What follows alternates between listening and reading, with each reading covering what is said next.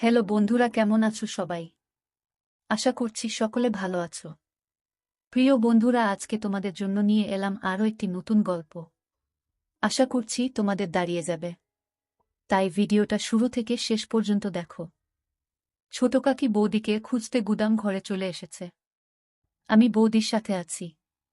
কাঠের ফাঁক দিয়ে দেখতে পেলাম ছোট কাকি এদিক ওদিক বৌদিকে খুঁজল। তারপর বৌদিকে না দেখে বেরিয়ে গেল। ছোট কাকির পায়ের আওয়াজ মিলিয়ে গেল। বৌদি বলল, দেখেছ ঠাকুরপো, আর একটু হলে ধরা পড়ে গেছিলাম। ধরা পড়লে কি কেলেঙ্কারি হতো বুঝতে পারছ। সত্যি বলতে আমিও ভীষণ ভয় পেয়ে গেছিলাম। কিন্তু বৌদিকে অভয় দিয়ে বললাম, কি যে বল না বৌদি, যে জায়গায় আমরা দুজন আছি, কাকিমা কেন, কাকিমার বাপ আসলেও আমাদের কখনো খুঁজে পেত না। এখন তুমি তাড়াতাড়ি বাড়ি ফিরে যাও, আমি কিছুক্ষণ পরে আসছি। বৌদি কাপড় আর চুল ঠিক করে গুদাম ঘর থেকে বেরিয়ে গেল। বৌদির চলে যাওয়ার পর গুদাম ঘরটা আরেকটু ভালো করে পর্যবেক্ষণ করলাম। রান্নার কাঠের পাশাপাশি অনেক পুরাতন জিনিস আছে এই গুদাম ঘরে। একটা ভাঙ্গা খাটও দেখতে পেলাম। গুদাম ঘরের এক কোণায় পড়ে আছে। খাটটা মাটিতে নামিয়ে কন্ডিশন দেখার চেষ্টা করলাম। খাটের কন্ডিশন ভালো না, তবে কাজ চালানোর মতো ঠিকঠাক আছে। আমি ঠিক করে ফেললাম এই গুদাম ঘরেই মাকে নিয়ে এসে মনের বাসনা মিটাব। আজ ছোট কাকির নাকের ডগায় বৌদিকে কাজ করে দিলাম, অথচ ছোট কাকি বুঝতেও পারল না। এর চাইতে নিরাপদ জায়গা আর হতে পারে না। এখন যেভাবেই হোক মামনিকে এখানে নিয়ে আসতে হবে। বৌদি যাবার 15 মিনিট পর আমি বাড়িতে ঢুকলাম। এই সময়টা বাড়ির সামনের লনে হাঁটাহাঁটি করলাম। তাড়াহুড়োয় মনের খায়েশ মিটল না। সকালে স্নানের সময় মাকে দেখার পর থেকে একটা ঘোরের মধ্যে ছিলাম। মা ছেলের স্বাভাবিক সম্পর্ক বারবার ভুলে যাচ্ছিলাম। পূজনীয় মাকে এক অপ্সরা নারী ছাড়া কিছুই চিন্তা করতে পারছিলাম না। নিজেকে থামাবার শত চেষ্টা যেন বিফল হয়ে যাচ্ছিল বারবার। আজ সকালে বড় কাকার কিছু অতিথি আসার কথা ছিল। সকাল পেরিয়ে দুপুর হলেও তাদের কোনো খবর নেই। দুপুরের শেষ দিকে মা আর নোলক দিদিকে পুকুর ঘাটে গোসল করতে দেখলাম। মা যখন পুকুর ঘাট থেকে উঠে এলো তখন আমি চিলেকোঠায় বসা। তাদের সম্পূর্ণ স্নান দেখে মনের মধ্যে তীব্র বাসনা জাগতে থাকে। রাতে সবার সাথে খেতে বসলাম। আমাদের খাওয়া মাঝামাঝি হলে শুনতে পাই কিছু অতিথি এসেছে। বড় কাকার যে বিজনেস পার্টনারদের আজ সকালে দেখা করার কথা ছিল, এরা হলেন তারা। এনারা সকালে এসে পৌঁছাতে পারেননি কারণ রাস্তায় নাকি গাড়ি খারাপ হয়ে যায়। সেটা ঠিক করে রওনা দিতে একটু দেরি হয়ে যায়, ফলে তারা গাজীপুরের জ্যামে আটকা পড়ে। কিন্তু অসময়ে আসায় বড় কাকা তাদের সাথে এখন বৈঠক করতে পারবেন না। তাদের জন্য আজ রাতে থাকা খাওয়ার ব্যবস্থা করতে বললেন। কাজ হবে সকালে। অনাকাঙ্ক্ষিত এই অতিথিদের থাকার ব্যবস্থা করতে গিয়ে একটা ঘর কম পড়ে গেল। ঠিক হলো আজ রাতের জন্য আমি অন্য কোনো ঘরে ঘুমাব। আমি মনে মনে মামনি বা বৌদির সাথে ঘুমানোর প্রার্থনা করতে থাকলাম। কিন্তু শুনতে পাই মা আর আমাকে এক ঘরে থাকতে হবে। খাওয়া শেষ করে রাত কাঁচা থাকতে আমি ঘরে চলে গেলাম। নিজেকে স্বাভাবিক রাখার চেষ্টা করছিলাম। কোনোভাবেই নিজের ভেতর ওসব জাগতে দিতে চাচ্ছিলাম না। মায়ের সাথে আগে অনেক থেকেছি, ঘুমিয়েছি অনেক রাত। তবে আজ রাতের ব্যাপার আলাদা। জ্বরের রাতের পর থেকে কিছু একটা বদলে গেছে আমার ভেতরে। স্বাভাবিক সম্পর্ক চিন্তা করতে পারছি না কেন যেন। মা হাতের কাজ শেষ করে ঘণ্টা খানেক পর ঘরে আসল। আমি মোবাইল ঘাঁটছিলাম। মা এসে কাপড় নিয়ে বাথরুমে চলে গেল। কিছুক্ষণ পর একটা নতুন শাড়ি পরে বের হল। মায়ের রূপ দেখে আমার নিজের উপর নিয়ন্ত্রণ রাখা আরও কঠিন হয়ে পড়ে। নিজের ভেতরের এক পাশবিক পুরুষ সত্তা জেগে উঠতে থাকে। সে সত্তা মায়ের রূপের মধু আমার চোখ দিয়ে নিংড়ে নিতে থাকে। সন্তান সত্তা আর পুরুষ সত্তার ভেতর এক যুদ্ধ চলতে থাকে। আমার হাতে মোবাইল দেখে মা বলল, রাত জেগে আর মোবাইলে ঘাঁটিস না, ঘুমিয়ে পড়ো। নতুন শাড়িতে মাকে অসম্ভব সুন্দরী লাগছিল। কিন্তু এ সময়ে শাড়ি বদলানোর কারণ বুঝতে না পেরে মাকে প্রশ্ন করি, এ সময় শাড়ি বদলাতে গেলে যে? আর বলিস না, তোর বড় কাকি থালা বাসন ধুতে গিয়ে শাড়িতে তরকারি ফেলে দিল। ওই শাড়ি তো আর পরে থাকতে পারি না। এই শাড়িতে তোমাকে অনেক সুন্দর লাগছে মা। ওমা, তাই নাকি? এটা তো অনেক পুরাতন শাড়ি। শাড়িটা কে পরেছে দেখতে হবে না? আমার মা তো বিশ্বের সেরা সুন্দরী। তোমাকে সব কাপড়েই সুন্দর লাগে। মা পাশে এসে বসল। আজ হঠাৎ মাকে এত সুন্দরী লাগছে কেন? কোনো মতলব আছে নাকি? মতলব আছে, এবং সেটা খুব ঘৃণিত। আমি পেটের কথা পেটে রেখে বললাম, কি মতলব থাকতে পারে তুমিই বলো। সেটা তুই ভালো জানিস বাপু। দেখি আমাকে শুতে দে। সারাদিন হাড়ভাঙ্গা খাটুনি গেছে। হ্যাঁ, সে তো হবেই। বাড়িতে যতজন লোক সবার জন্য রান্নার কাজ করতেই তো বেলা শেষ হয়ে যায়। চাকরের কি দরকার? নিজেরাই তো সব কাজ নিতে পারি। হ্যাঁ, তাই তো। বউগুলোকে বিনে পয়সায় চাকরের মতো খাটাতে পারলে তো কাকাদের লাভই। তুই কাকাদের উপর খেপলি কেন রে? খেপলাম কোথায়? তোমার পা টিপে দেব মা? ওমা, আমার ছেলের সুমতি হলো দেখছি। এই তুই সত্যি করে মতলবটা বলতো। আহ মা, তুমি তখন থেকে কি মতলব মতলব শুরু করলে বলো তো? বলা নেই কওয়া নেই আমাকে সুন্দরী বলছিস, হুট করে আমার সেবা করতে চাচ্ছিস। ব্যাপারটা কি? ব্যাপার কিছু না। আমি জ্বরে পড়লে তুমি সেবা করেছিলে, সেখানে তোমার কি মতলব ছিল বলো শুনি? ওমা, মতলব থাকবে কেন? তুই আমার ছেলে, তোর অসুখে সেবা করব না আমি? তুই ছাড়া আমার আর আপন কে আছে? আমিও তো তাই বলছি। তুমি ছাড়া আমার আর আপন কে আছে? তোমাকে যে অসম্ভব ভালোবাসি। মা ইমোশনাল হয়ে পড়ে আমার কথা শুনে আমাকে ধরে কাঁদতে শুরু করে। মায়ের ছোঁয়া পেয়ে এ সময় পরাজিত হয় আমার সন্তান সত্তা। তখন আমি এক অন্য আমি হয়ে যাই। তীব্র লালসায় মাকে ধরি। কিছুক্ষণ পর মা আমাকে ছেড়ে দিয়ে আমার কপালে, গালে হামি দিতে থাকে। মায়ের চোখে কান্নার জল। আমি হাত দিয়ে মায়ের চোখের পানি মুছে দেই। মাকে বলি, তোমার জন্য আমি আছি মা। তোমার কোনো ভয় নেই, কোনো দুঃখ নেই। তোমার সব চাওয়া পাওয়া আমি পূরণ করে দেব। মা হাসার চেষ্টা করে বলল, আমার ছেলে দেখি বড় হয়ে গেছে।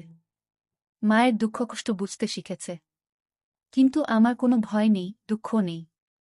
আর নতুন করে চাওয়া পাওয়ারই বা কি থাকতে পারে? আমি গম্ভীর হয়ে মায়ের হাত ধরে বললাম, তুমি সব সময় মানিয়ে নিয়েছ। বাবা তোমার প্রতি দিনের পর দিন যে অবিচার করেছে তা আর কেউ না জানুক, আমি জানি। আমার কাছে লুকানোর কিছু নেই। মা বিব্রত হয়ে আমার হাত ছাড়িয়ে নিয়ে বলল, তোর বাবা আমার সাথে কি অবিচার করল? সংসারে একটু আধটু মনোমালিন্য হবে, এটাই তো স্বাভাবিক। তোর বাবা একটু রাগী জানি, কিন্তু সে মানুষ খারাপ না। আমি মায়ের একটা গালে হাত দিয়ে বললাম, আমার জন্মের পরে বাবা তোমাকে ছুঁয়ে দেখেছে কি আদৌ? দিনের পর দিন তুমি বাবাকে পাবার জন্য বিছানায় ছটফট করতে। মা লজ্জা পেয়ে যায় আমার লাগামহীন নির্লজ্জ কথা শুনে।